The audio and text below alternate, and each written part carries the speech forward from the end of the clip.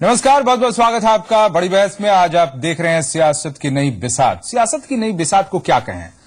क्या इसे कुछ इस तरीके से कह सकते हैं कि जरूरत जो न करा दे।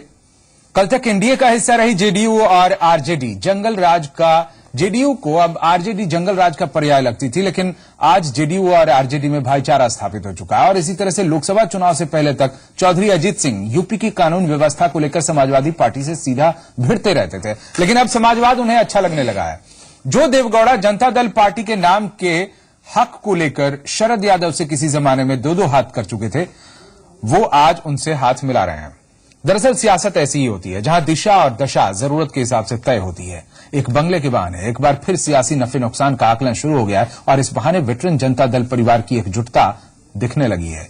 अब सवाल यह कि जरूरत की गुलबंदी क्या वाकई असर दिखाएगी? क्या चौधरी चरण सिंह के नाम पर शुरू हुई यह सियासत वाकई सियासी सुनामी में वजूद के संकट का सामना कर रहे मंडल के सुरमाओं को ताकत दे पाएगी? आज बड़ी बहस में चर्चा इसी मुद्दे पर।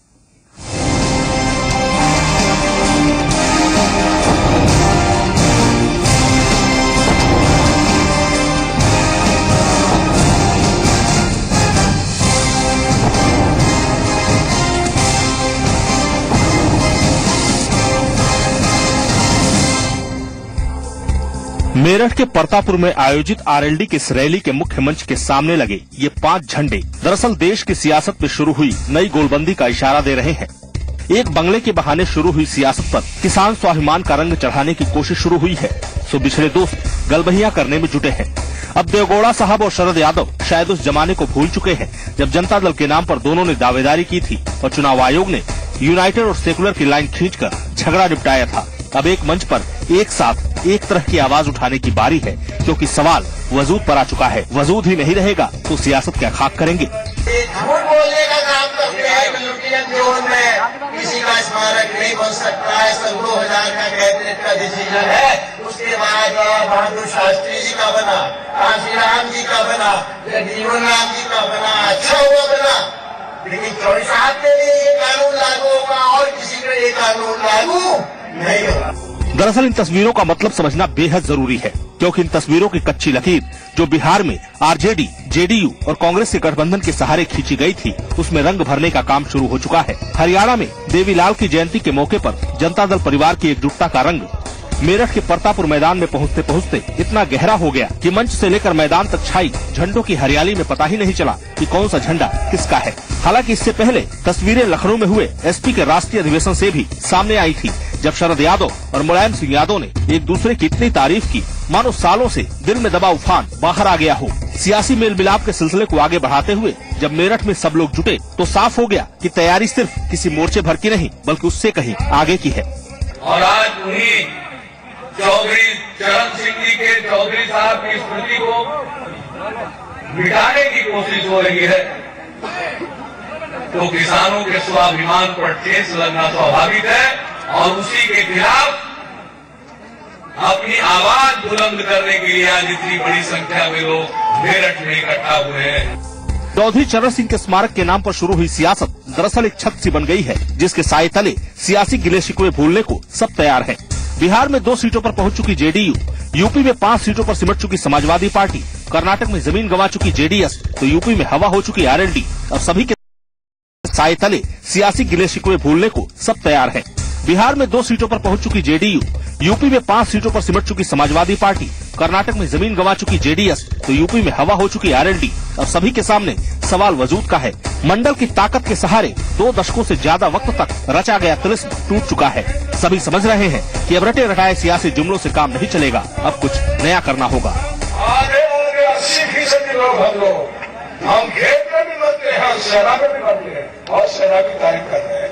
तो और है सेना में, हम लोग तो सेना में जमीन, लेकिन उसको तो सबकी हटो। और नहीं तो चौधरी चरण सिंह भी जगह लो। बहुत से देश के प्रधानमंत्री हुए, उनको भारत रत्न मिला, और चौधरी साहब के बाद जो प्रधानमंत्री हुए उनको भी भारत रत्न मिला। मैंने तो पहले ही इसकी मांग कर दी थी, चौधरी साहब को भी भारत रत्न मिलना चाहिए। लोकतंत्र में भीड़ तंत्र का अहम रोल होता है। सो आयोजन स्थल के बाहर जुटी बसों की संख्या और आयोजन स्थल पर जुटे लोगों की संख्या दोनों ने शायद वेटरन जनता दल परिवार को निराश किया होगा, लेकिन उत्साह में कोई कमी नहीं। लुटियंस जोन के एक बंगले ने चौधरी अजित सिंह के स्वाभिमान पर गहरी चोट की है। अब नियम कायदे क्या कहते हैं इसका कोई मतलब नहीं, अब मतलब इस बहाने ज्यादा से ज्यादा हासिल करने की है, जिसके लिए बिसात बिछ चुकी है। अब एकजुट होते सामाजिक न्याय के महारथियों का ये नया दांव सियासत पर कितनी गहरी चोट करेगा, इंतजार इसी का है। सर्वेश कुमार, जी मीडिया, मेरठ। और हमारे खास कार्यक्रम सियासत की बात में भी शिवपाल यादव ने चौधरी चरण सिंह को भारत रत्न देने की बात दोहराई थी। उन्होंने कहा था कि चौधरी साहब के नाम पर स्मारक बनना चाहिए।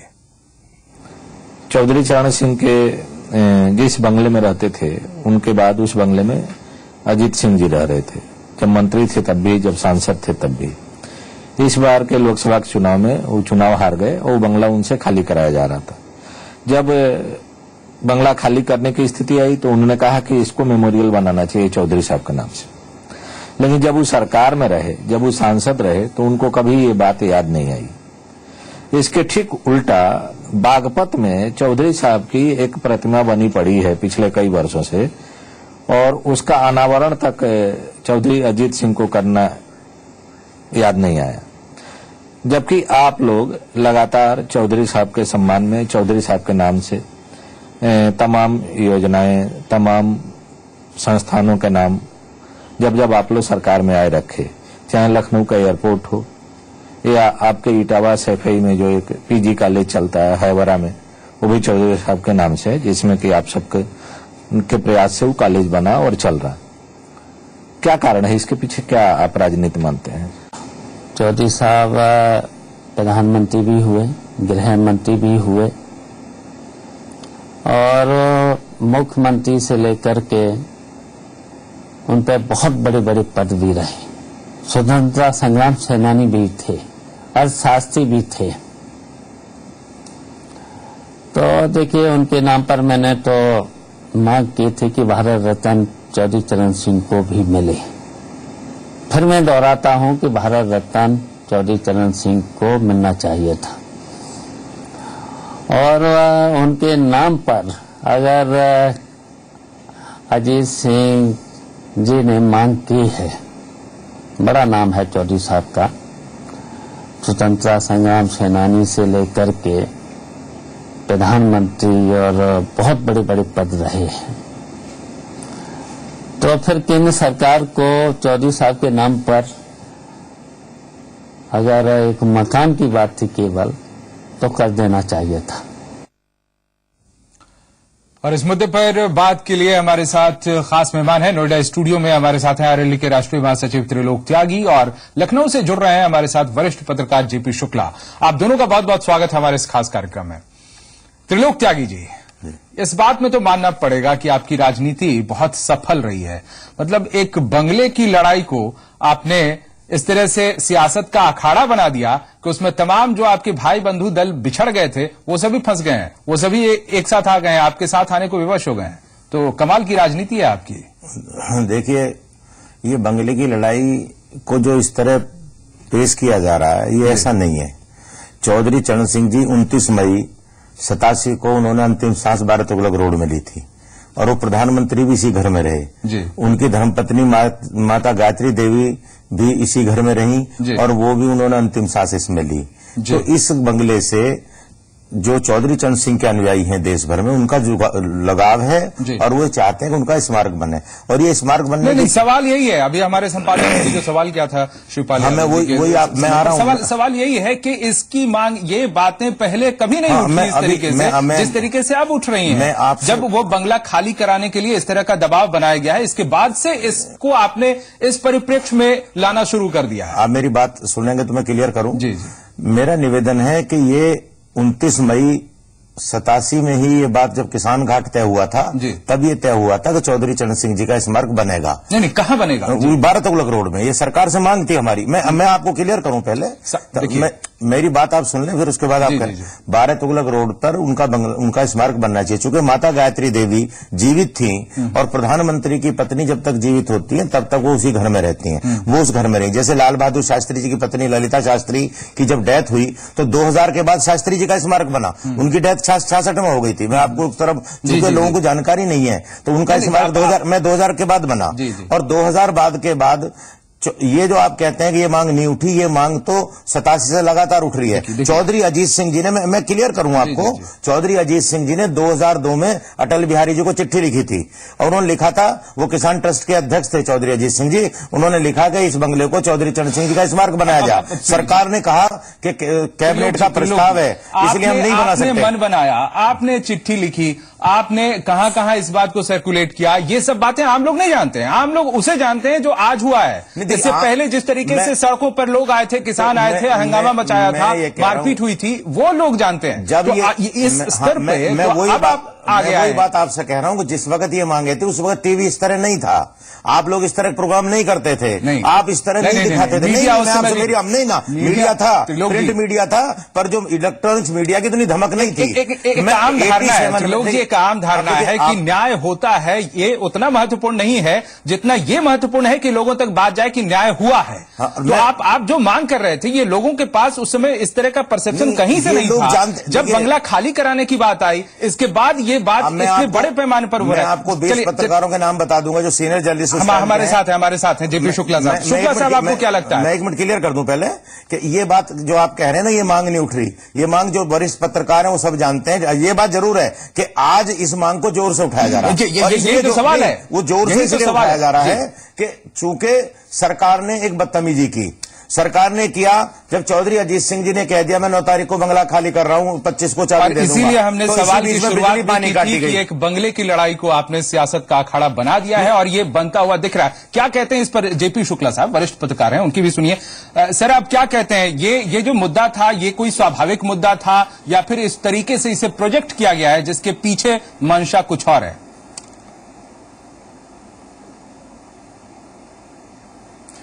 बात है, स्वाभाविक मुद्दा तो किसी को भी नहीं लगा जी, क्योंकि जो आज अजीत सिंह जी के जो साथी लोग हैं, उन लोगों ने सबने ये मांग जरूर की कि अभी जैसे शिवपाल सिंह जी का भी आपने सुना कि उनको भारत रत्न मिलना चाहिए, उनको सम्मान होना चाहिए, उनके नाम पर कोई स्मारक बनना चाहिए, ये बात और है जी। लेकिन वो कहाँ बनना चाहिए, उसी बंगले में बनना चाहिए, नहीं बनना चाहिए, ये बात उतनी कन्विंसिंग हुई नहीं। तो प्रस्ताव हुआ है। जिस मौके पर ये बात उठी उसको देख करके तो यही लगा कि जो है वो बंगला खाली करने के प्रतिक्रिया के रूप में ही ये बात आई।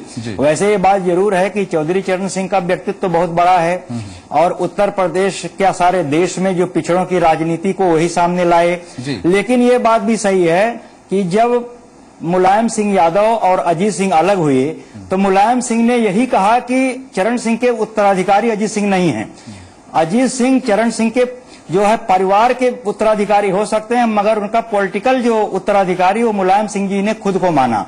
अब राजनीतिक कारणों से इस प्रकार की स्थिति बनी है कि वो दोनों लोग साथ आ रहे हैं, लेकिन वो मनों का कितना मेल है ये कहना अभी बहुत मुश्किल है। आप जो कह रहे हैं शुक्ला साहब, इससे भी ये बात परिलक्षित होती है कि एक तरफ जो बंगले की मंशा है वो पूरी हो रही है और दूसरे तरफ जो उत्तराधिकार की बात थी, जो वो मन था बना हुआ मुलायम सिंह यादव का, वो पूरा होता हुआ दिखाई दे रहा है और इसीलिए इस तरह से रैली में वो शरीक हो रहे हैं।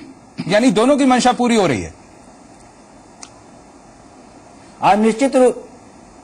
निश्चित रूप से नहीं, मंशा पूरी हो भी रही है और नहीं भी हो रही, क्योंकि बहुत सारे दाव पेच हैं। आज की राजनीतिक स्थिति एक है, लेकिन अगर आप जब अजीत सिंह और मुलायम सिंह जी अलग हुए हैं तब तक कितनी दफा अजीत सिंह जी ने पाला बदला और मुलायम सिंह ने किस प्रकार से उनके साथ उनके संबंधों में किस प्रकार के उतार चढ़ाव, सारी बातों को अगर देखें तो ऐसा आपको लगेगा कि कभी भी वो राजनीतिक वर्चस्व का जहां तक सवाल है वो मुलायम सिंह किसी को अपने बराबर समझते नहीं हैं। और अगर ये बात आगे बढ़ेगी भी तो मुलायम सिंह की प्रतिद्वंदिता में मायावती भले आए और इसलिए सबका अपना अपना स्वार्थ है। एक किसी मुद्दे को लेकर के एक बात करना अलग बात है, लेकिन साथ होना बहुत मुश्किल है। ये इस बात को आगे बढ़ाएंगे कि ये जो मुद्दा है ये कितना मुफीद है इस तरह से एकजुट होने के लिए। हालांकि कई दल इसमें अभी नहीं दिख रहे हैं जो गैर बीजेपी या गैर कांग्रेसी एक गुट बनाने के पक्ष में नजर आते हैं। हमारे साथ त्रिलोक त्यागी जुड़े हुए हैं, राष्ट्रीय महासचिव आरएलडी के, और वरिष्ठ पत्रकार जीपी शुक्ला हमारे साथ लखनऊ से जुड़े हुए हैं। एक छोटा सा ब्रेक यहां।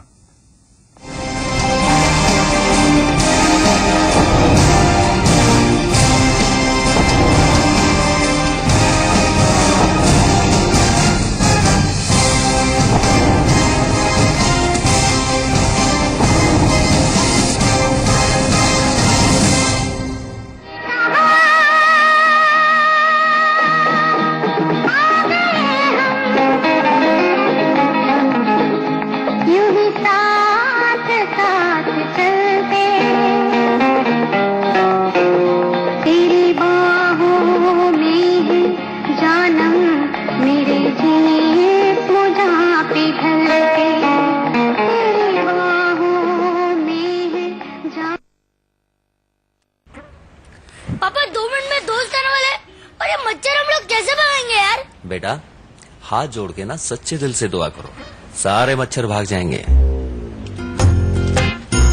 Good night advanced fast card, fold किया, चलाया, फू किया, हो गया।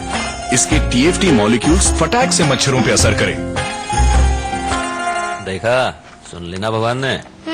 टेबल के नीचे से ना। Good night advanced fast card, फटाक से फुर्र। बाबा जी क्या आपको ठंड नहीं लगती? सर्दी भगाओ, आराम पाओ, लक्स कॉट्सवुल अपनाओ। लक्स कॉट्सवुल जो दे सर्दी में भी गर्मी का एहसास। अब सर्दियों की अब लक्स कॉट्सवुल के साथ पाओ मोजे बिल्कुल मुफ्त। जय हो बाबा की।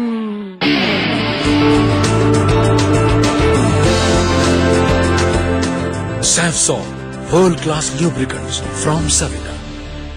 Trans Ganga hitech city Kanpur से मात्र 5 किलोमीटर दूर गंगा के पावन तट पर UPSIDC की एक महत्वाकांक्षी परियोजना, जिसमें शामिल है residential, institutional, industrial, high rise commercial building के साथ साथ ऑटो एक्सपो एग्जीबिशन सेंटर। मैं इस मौके पर यह भरोसा दिला सकता हूँ, जो काम शुरू हुआ है ये रुकेगा नहीं। कानपुर से सटी हुई लगभग 1100 एकड़ की यह परियोजना पूर्णतः प्रदूषण रहित, इको फ्रेंडली एवं जीरो डिस्चार्ज सिटी होगी। We will sit across the table, find out what you need, and we will come out with a special facilitation package for you. Uttar Pradesh सरकार के सहयोग से बनने वाली ट्रांस गंगा हाईटेक सिटी में लगभग 100 से 150 मीटर की हाई राइज बिल्डिंग शामिल है। भविष्य में यह परियोजना कानपुर के लोगों के लिए एक महत्वपूर्ण पर्यटन स्थल साबित होगी। अधिक जानकारी के लिए संपर्क करें www.upsidc.com। नियो मेरे लाल, योगा का yoga boss, ready CD and go. तीनों एक से बढ़कर एक। Honda dream series. देखो देखे जमाना पंछी उड़ा जाए रे।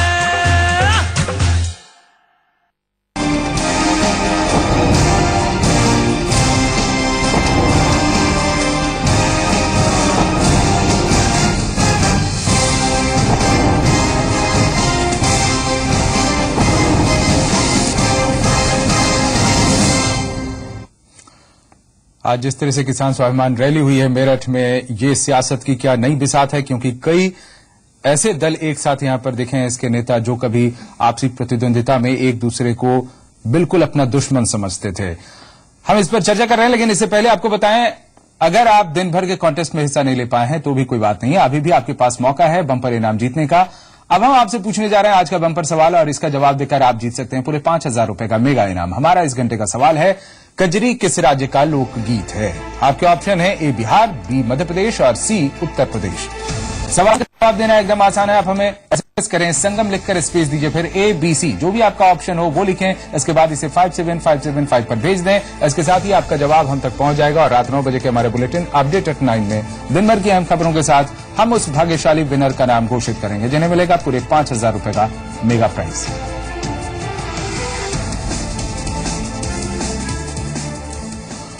और अब आते हैं मुद्दे पर। हमारे साथ आरएलडी के राष्ट्रीय महासचिव त्रिलोक त्यागी हैं स्टूडियो में और वरिष्ठ पत्रकार जेपी शुक्ला लखनऊ से जुड़े हुए हैं हमारे साथ।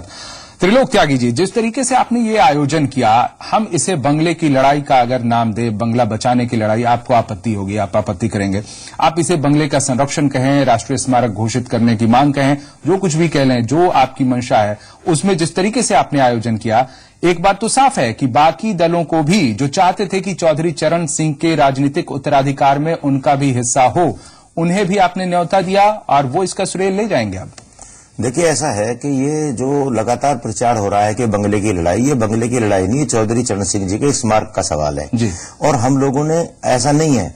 2002 की सरकार ने कहा कि कैबिनेट का प्रस्ताव नहीं हो सकता। नहीं, ये सब बातें हो गई। मेरा सवाल ये है कि बाकी जो दल है वो अब इसका श्रेय ले जाएंगे कि चौधरी चरण सिंह के नाम पर राजनीति करने का अधिकार केवल आरएलडी को नहीं है। मैं कह रहा हूं, जब दिल्ली में जगजीवन राम जी का, कांशीराम जी का, शास्त्री जी का, इंदिरा जी का बंगला है, उनका स्मारक है, तो चौधरी चरण सिंह का क्यों ना हो? वो करोड़ों किसानों के हीरो थे। ये हमारी मांग है। ये जो ये सभी चाहते हैं।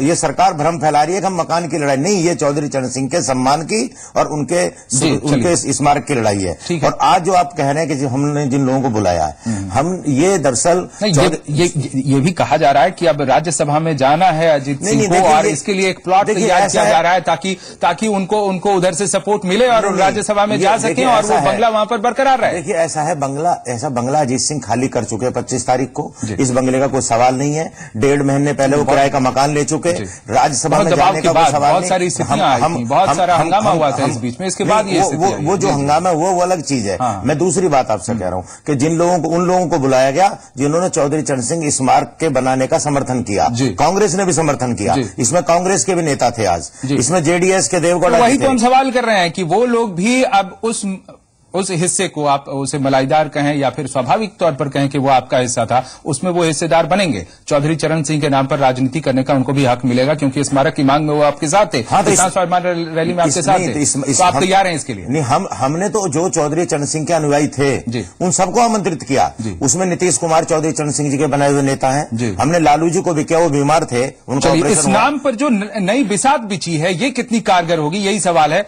आपको क्या लगता है? जेपी शुक्ला साहब वरिष्ठ पत्रकार हैं हमारे साथ। शुक्ला जी, आपको क्या लगता है ये नई बिसात कितनी कारगर होगी?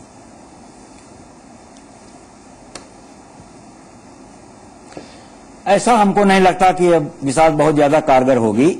उसकी वजह यह है कि जैसे कि कोई आदमी बहुत परेशान हो और वो लोगों से मदद मांगे तो उसका आंसू पोंछने के लिए लोग आ जाएं, तो एक तरह से इस तरह की स्थिति बन गई है कि चौधरी अजीत सिंह की जो हालत है राजनीति में, वो एक प्रकार से जैसे बेचारेपन की स्थिति में वो पहुंच गए कि एक बंगला भी लास्ट में उनके पास में नहीं रह गया। तो बाकी के लोग जो है इस प्रकार का एक मनोवैज्ञानिक एक माहौल पैदा कर रहे हैं कि देखिए, आपके बुरे दिन में हमने आपका साथ दिया और हम जो है जब आप बिल्कुल हेल्पलेस थे उस समय हम आपके बगल में खड़े हुए। अभी तात्कालिक रूप से हमको इससे ज्यादा इन बातों का कोई प्रभाव नहीं लगता क्योंकि सबकी अपनी अपनी राजनीति है और राजनीति में जो है न कोई परमानेंट दोस्त है न परमानेंट दुश्मन है, सबका अपना अपना स्वार्थ है। और उत्तर प्रदेश की राजनीति में जहां तक सवाल है, वहां पर मुलायम सिंह यादव कभी भी अजीत सिंह को अपने बराबर मान नहीं, उतना स्थान दे नहीं सकते। बिल्कुल कम है। जो सवाल था उसका जवाब दिया शुक्ला जी ने, कहा कि ये जो नई बिसात है ये बहुत कारगर साबित होगी, इसमें संदेह। और क्यों, इसका कारण भी बताया त्रिलोकी जी। उन्होंने साफ तौर पर कहा है कि एक बेचारगी झलकती है और बेचारगी में जैसे सभी पिछड़े हुए लोग वहां पर साथ देने के लिए आ जाते हैं, वही स्थिति दिखाई दी। शुक्ला जी जैसे वरिष्ठ पत्रकारों को ये नहीं बोलना चाहिए कि बेचारगी है। 1 लाख लोग इकट्ठा हुए हैं, सब चौधरी चरण सिंह जी ने, बीजू पटनायक, कर्पूरी ठाकुर, देवी लाल, नीतीश कुमार, लालू यादव, ये चौधरी चरण सिंह जी के बनाए हुए नेता थे। ये उनका आकलन है। नहीं त्रिलोकी जी, ये आकलन उनका इसलिए है कि ये आगे दूर तक ये संबंध जाएगा या नहीं जाएगा, आपके लिए शोभा नहीं देता। अजीत सिंह जी एक दल के अध्यक्ष हैं। अजीत सिंह जी के साथ आज लाखों लोग इकट्ठे हो गए और हमने उन लोगों को केवल ये इस बात का इशारा है कि क्या ये संबंध बहुत दूर तक जाएगा या नहीं जाएगा। एकता की बात एक स्वाभाविक विश्लेषण है उनका। जी नहीं, इसका एक स्वाभाविक विश्लेषण है।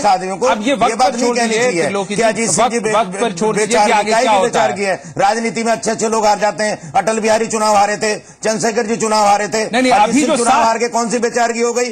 आपने अटल जी के बारे में बोला कि अटल जी बेचार के हो गए थे? आपने चंद्रशेखर जी के बारे में बोला, वीपी सिंह हारे आपने बोला, इंदिरा गांधी हारी आपने बोला, आज अजीत सिंह जी हार गए। तो आपने ये सवाल नहीं है, सवाल है एक सीनियर जर्नलिस्ट को मैं निवेदन करूंगा कि शुक्ला जी अपने ऊपर आप उसका सम्मान करें। नहीं, उनका विश्लेषण है, मैं सम्मान कर रहा हूं, पर बेचार की शब्द नहीं।